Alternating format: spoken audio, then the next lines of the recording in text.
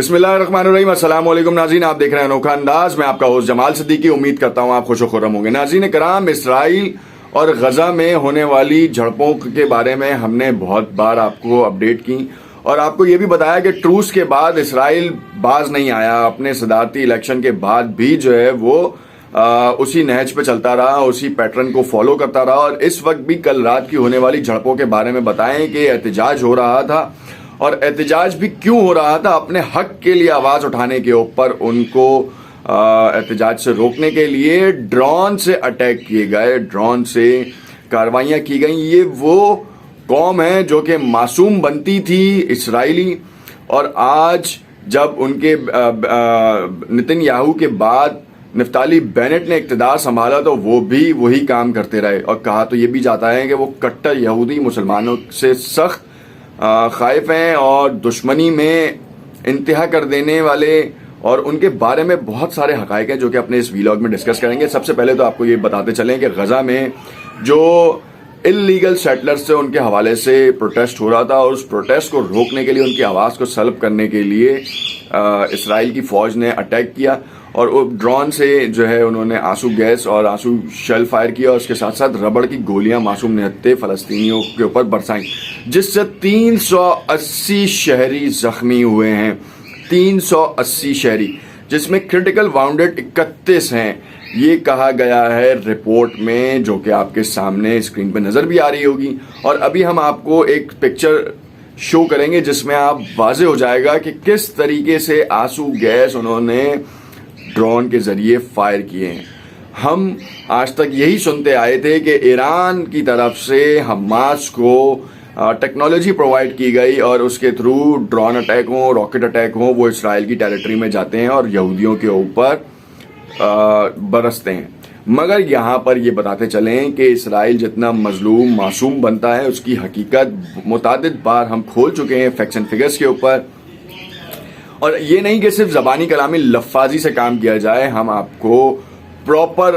جو ہے وہ اس کے بارے میں حقائق بتاتے ہیں، تصاویری حقائق بتاتے ہیں، ساتھ ساتھ ٹویٹر کی ویڈیوز بھی شیئر کرتے ہیں جو کہ بعد میں ڈیلیٹ کر دی جاتی ہیں۔ انفیکٹ ہمیں جو ہے ہماری اپنی یوٹیوب کی ویڈیوز بھی ڈیلیٹ کر دی گئیں، ہمارے ساتھیوں کی ویڈیوز بھی ڈیلیٹ کر دی گئیں۔ اس ویڈیو کو جتنا جلد سے جلد شیئر کر سکتے ہیں کریں، کیونکہ اس سے پہلے کہ یہ ویڈیو ڈیلیٹ کر دی جائے۔ یہاں پر اگر آپ سے التماس ہے کہ اگر آپ نئے ہیں تو میرا یوٹیوب چینل ضرور سبسکرائب کریں، اور آنے والی ویڈیوز کے نوٹیفیکیشنز کے لیے بیل کا آئیکن ضرور پریس کیجیے گا۔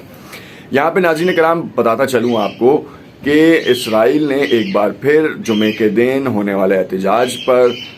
دوبارہ یلغار کی ہے، اور اس یلغار کا صرف ایک مقصد تھا کہ اسرائیل کے خلاف کوئی آواز نہ اٹھے، اور اسرائیل جو اللیگل آباد کاریاں کرتا پھر رہا ہے اس کو عالمی میڈیا کی کوریج حاصل نہ ہو۔ 380 کا فگر کم نہیں ہوتا۔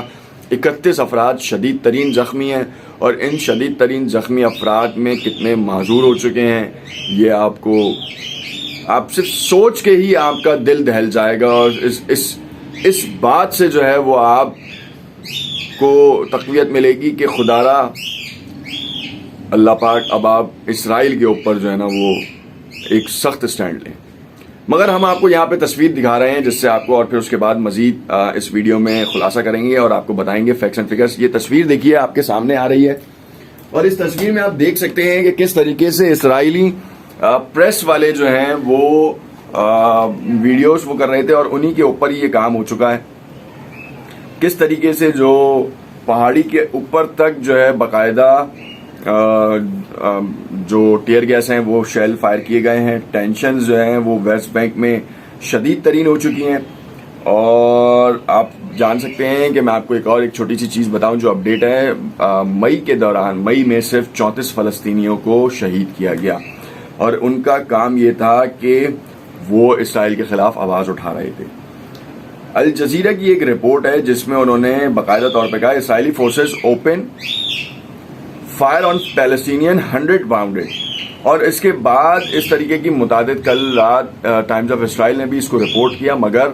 اس کے بعد کچھ ہی دیر بعد اس کو ڈیلیٹ کر دیا گیا۔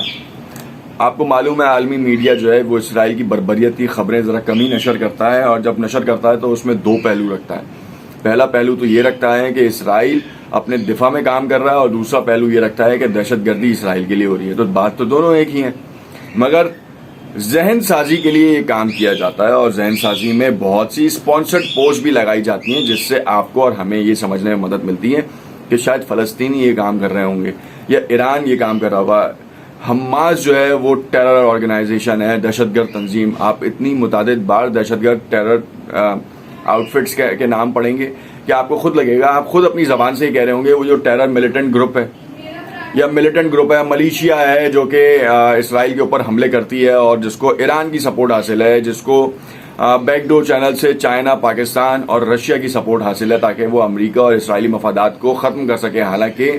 حماس مسلمانوں کے مفادات کو عظیم رکھتی ہے اور انہی کے لیے کام کر رہی ہے۔ اور آپ نے جیسا کہ دیکھ لیا کہ 11 دن کی جنگ میں اسرائیل کا کیا حال کیا، جس کے بعد ٹروس کیا گیا، ایجپٹ کو بیچ میں لایا گیا اور ایجپٹ کے تھرو جو ہے یہ ٹروس کروایا گیا، مگر اس کے بعد بھی یہ 7واں موقع ہے جب اسرائیل نے فلسطین کے اوپر حملہ کیا ہے اور فلسطین کے ڈیمانسٹریٹرز کو اپنے حق کی آواز اٹھانے کے اوپر ان کو نشانہ بنایا گیا ہے۔ دوسری جانب میں آپ کو بتاتا چلوں کہ drones drop tear gas canisters and smoke filled the air at the scene of the protest in the West Bank town of Beita near Nablus, where Palestinians protest illegal land confections. اب scenario یہ ہے کہ جو احتجاج کرنے والے لوگ تھے انہوں نے ٹائر جلائے، ان کے اوپر اس طریقے کی بربریت مچائی گئی، اس کے بعد ربڑ کی گولیاں فائر کی گئیں، جس میں آپ کو ہم نے بتایا، اور یہ جمعے کی نماز کے بعد ہوا ہے۔ آپ دیکھ سکتے ہیں مسلمانوں کی جو مسلمان جو سب سے زیادہ مقدس مانتے ہیں وہ جمعے کی نماز کو مانتے ہیں، مطلب بہت زیادہ تعداد میں مسلمان جمعے کی نماز کے لیے حاضر ہوتے ہیں، اور اسی نماز کے بعد یہ کام کیا گیا، یعنی کہ اسرائیل جانتا تھا کہ مسلمانوں کی بڑی تعداد کو کس طریقے سے زخمی کرنا ہے اور وہ اس میں کامیاب بھی ہوا۔ اب دیکھنا یہ ہے کہ عالمی میڈیا اس کو کس طریقے سے رپورٹ کرتا ہے۔ جو ایجپٹ نے ٹروس کروایا تھا، اس ٹروس کے لیے ایجپٹ اب کہاں پر دیکھ رہا ہے کہ اسرائیل کو کس طریقے سے روکے گا وہ، کیونکہ پیلسٹینین میڈیا نے یہ رپورٹ کیا 380 کو 379 بیسکلی وہ نمبر ہے۔ عالمی میڈیا کہتا ہے کہ some protester few protesters hit by Israeli drone attacks. آپ نے دیکھا کہ 2 جولائی اور 4 جولائی کو 2 ایئر اسٹرائکس کی گئیں اور غزہ میں ڈاؤن ٹاؤن میں یہ اسٹرائکس کی گئیں،